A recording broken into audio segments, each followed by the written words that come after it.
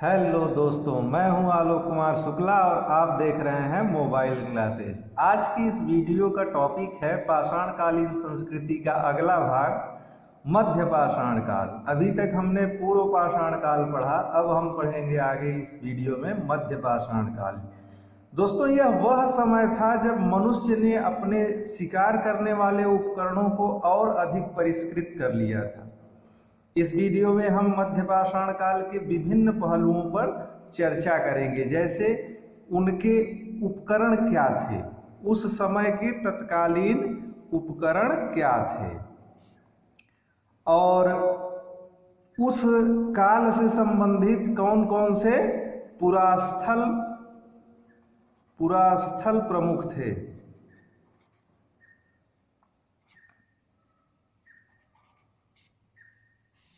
पुरास्थल देखेंगे, उपकरण देखेंगे, उनका रहन सहन कैसा था। तो आइए इस वीडियो में हम चर्चा करते हैं।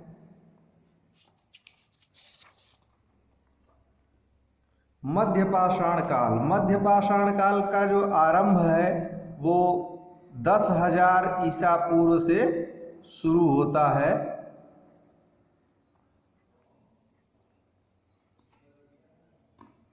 भारत में मध्य पाषाण काल के विषय में जानकारी सर्वप्रथम 1867 ईस्वी में सीएल कार्लाइल ने विंध्य क्षेत्र से लघु पाषाण उपकरण प्राप्त करके की। भारत में जो मध्य पाषाण काल के विषय में जानकारी, जो अनुसंधान शुरू होता है वो कहाँ से शुरू होता है? 1867 में, जब सीएल कार्लाइल ने विंध्य क्षेत्र से लघु पाषाण उपकरण प्राप्त किए।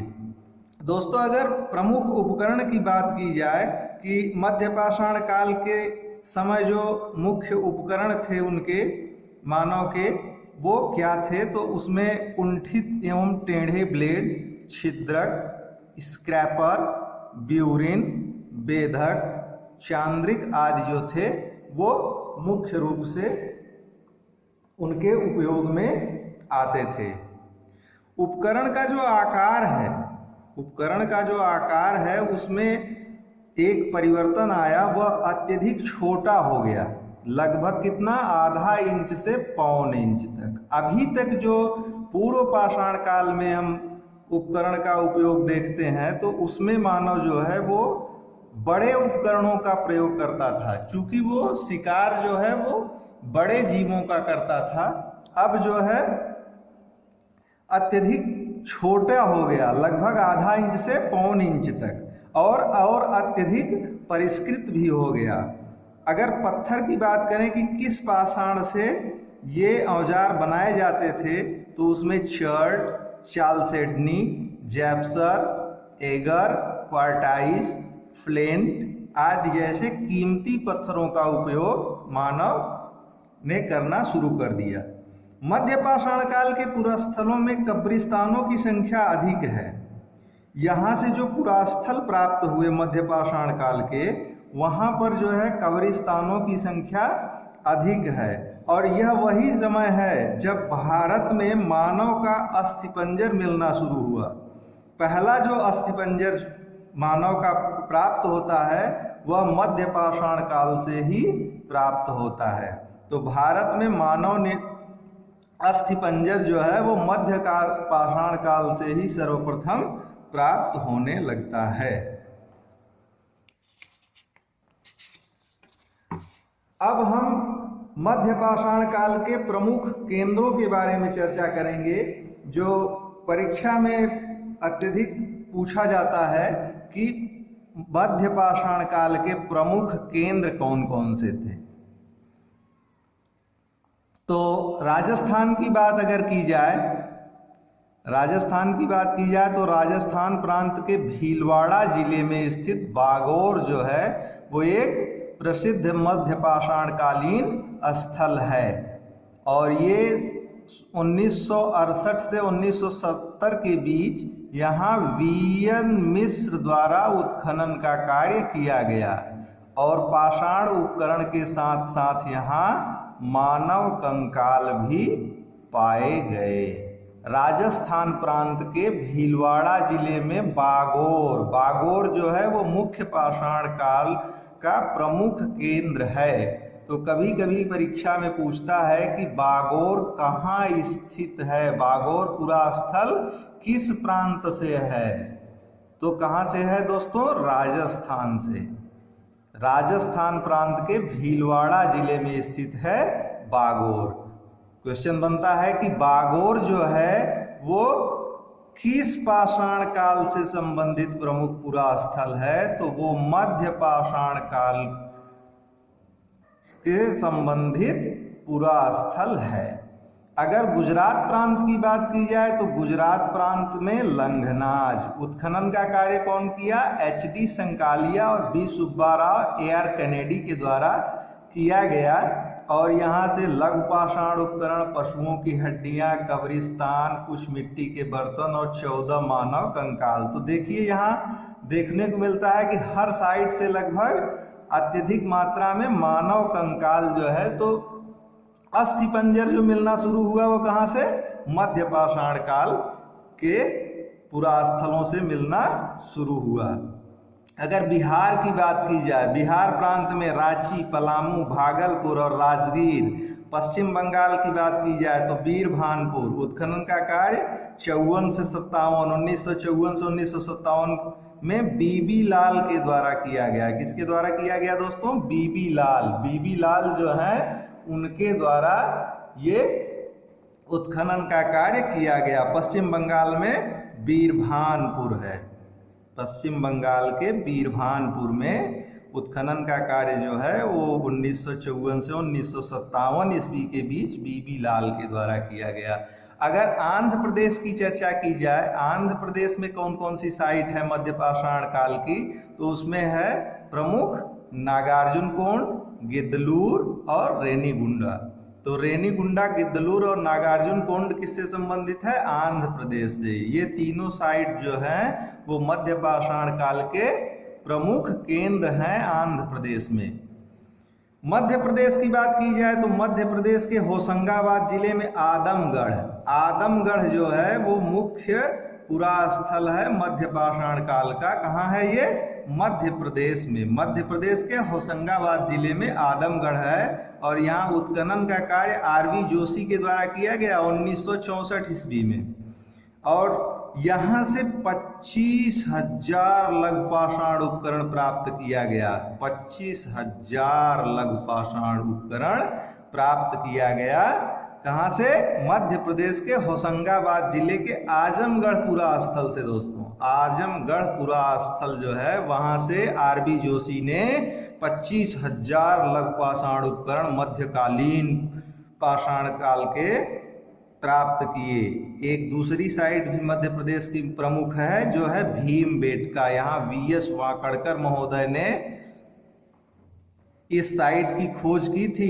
VS वाकड़कर, इनका मुख्य अनुसंधान है भीमबेटका के ऊपर VS वाकड़कर जी का। और ये इस साइट की खोज जो है 1958 ईस्वी में की थी भीमबेटका की। यहाँ से ही भीमबेटका से ही जो है पत्थरों की गुफाओं की दीवारों पर बने गए चित्र और नक्काशियां जो हैं वो मध्य पाषाण काल के सामाजिक जीवन और आर्थिक क्रियाकलापों से संबंधित हैं।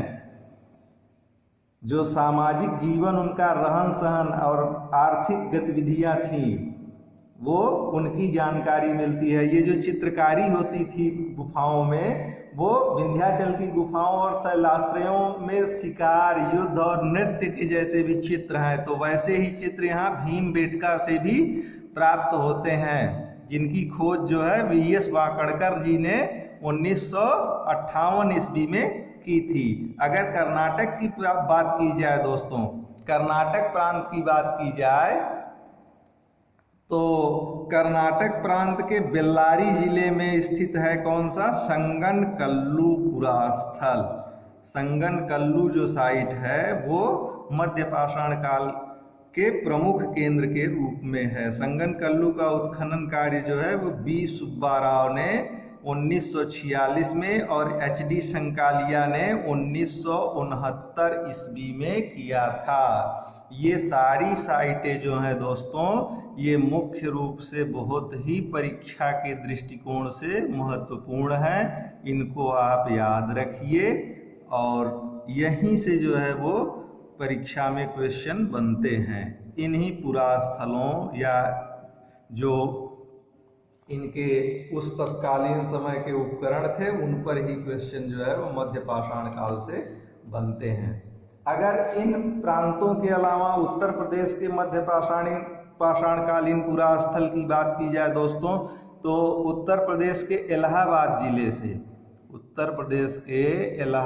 जिले से जो पुरास्थल प्राप्त होता है वो एक है मेजा तहसील का चौपानी मांडो, फूलपुर तहसील का जमुनीपुर और कोरांव तहसील में कुड़ा, बिछिया, भीखपुर, महरूडीह। ये जितने भी पुरास्थल हैं ये उत्तर प्रदेश के इलाहाबाद जिले से संबंधित हैं। चौपानी मांडो मेजा तहसील में है, जमुनीपुर फूलपुर तहसील में है, कुड़ा, बिछिया, भीखपुर, महरूडीह जो है वो कोरांव तहसील में स्थित है।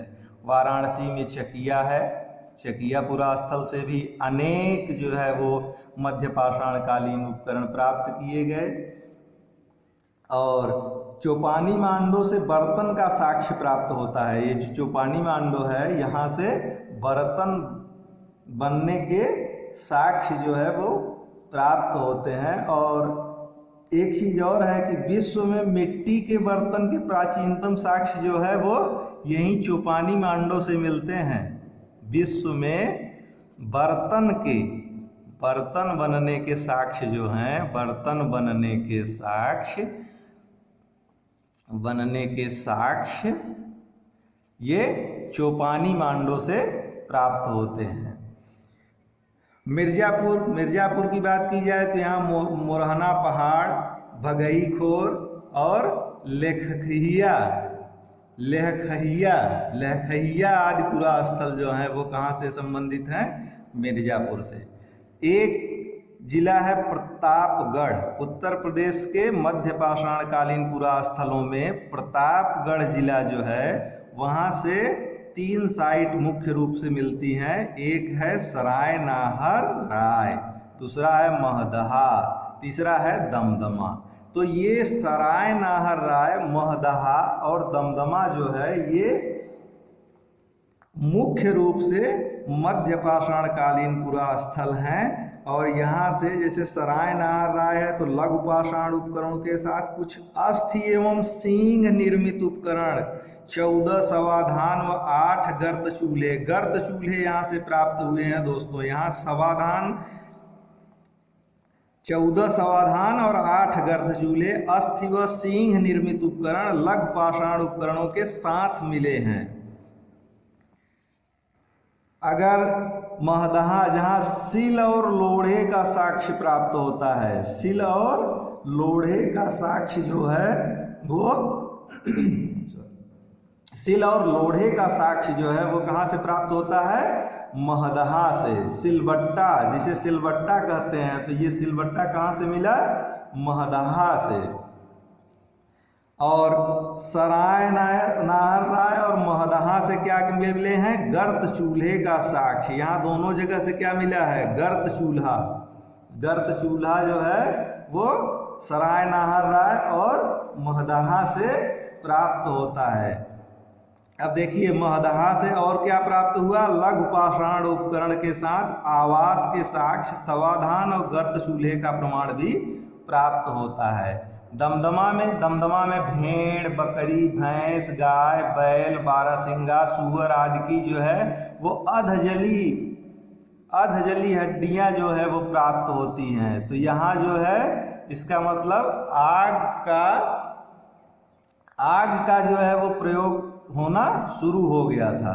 यहाँ से 41 मानव समाधान के साक्ष्य प्राप्त होते हैं। दमदमा जो साइट है वहाँ से 41 मानव समाधान के साक्ष्य भी प्राप्त होते हैं। कुछ गर्त चूल्हे मिलते हैं, सिल लोढ़े व हथौड़े के टुकड़े भी प्राप्त होते हैं। तो ये मुख्य जो मुख्य मध्य पाषाणकालीन पुरा स्थल हैं, उनको आप लोग याद रखिएगा। कुछ अन्य महत्वपूर्ण तथ्य भी देख लेते हैं कि मध्य पाषाण काल से संबंधित क्या महत्वपूर्ण तथ्य हैं। तो मध्य पाषाण काल में पशुपालन का साक्ष्य मिलने लगता है। यहाँ एक चेंजिंग क्या आती है कि अभी तक जो है वो मानव शिकार पर ही निर्भर था। वहाँ जो है पूर्व पाषाण काल में मानव केवल शिकार पर निर्भर था। अब मध्य पाषाण काल में वह पशुपालन भी करना सीख गया। जनसंख्या में वृद्धि हुई। जब जनसंख्या में वृद्धि हुई तो वो समूह बना करके रहने लगा। यहाँ जो है वो समूह बना करके भी रहना शुरू कर दिया। आग का प्रयोग होने लगा। कृषि की भी